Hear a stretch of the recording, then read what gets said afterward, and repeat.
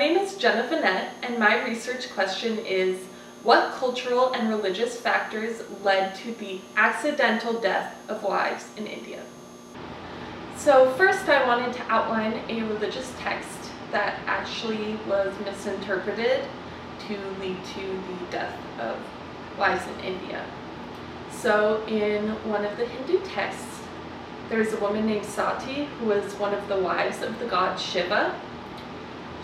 Her father did not approve of her husband Shiva, and when he ignored her husband, she burst into flames out of anger. Then when she was reincarnated as the god Parvati. Shiva was devastated by the death of his wife, and he carried her corpse all across the world. The places where her remains fell became a sacred place of pilgrimage called a pitha. In my research, I found that although this Hindu text has been used to justify widow burning and the killing of wives, the real cause of acts of atrocity against women in India is women's subservient role in a marriage and in a household, an education system that does not teach respect for women, and a culture where wealth and showing your wealth is highly valued. A woman's role in a household and in her marriage is a huge factor that led to the acts of atrocity against women. In arranged marriages, often a woman who is much younger than her future husband will be married off, and that family will be given a dowry, and then that woman will become a part of her husband's family, leaving her own family identity behind.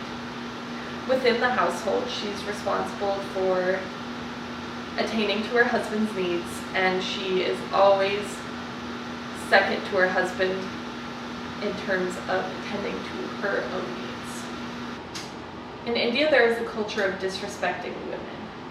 For example, there is a lot of banter about how women are weak, as well as men will often get made fun of if they have too dominant of a wife.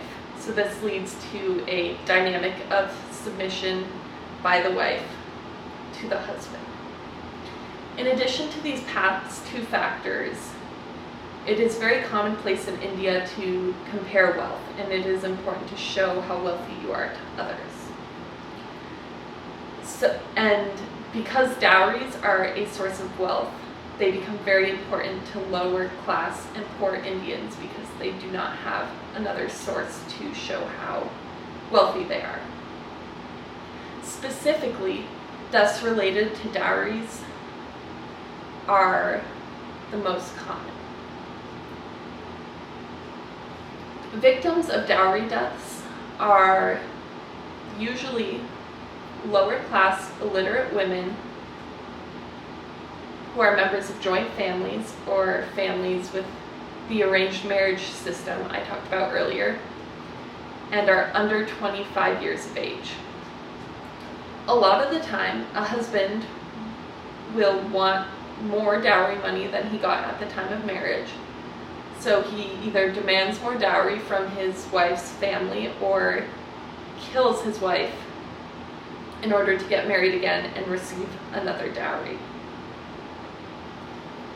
One interesting thing about dowry deaths in India is that Muslims and Christians actually started to demand dowries from their wives, which really reinforces the fact that this violence stemmed from cultural factors and not from religious factors. It's important to note that widow burning and dowry deaths are not accepted in India today. Most Indians think that these acts are just as atrocious as everyone else. These three factors outlined previously ultimately lead to acts of violence against women in contemporary India.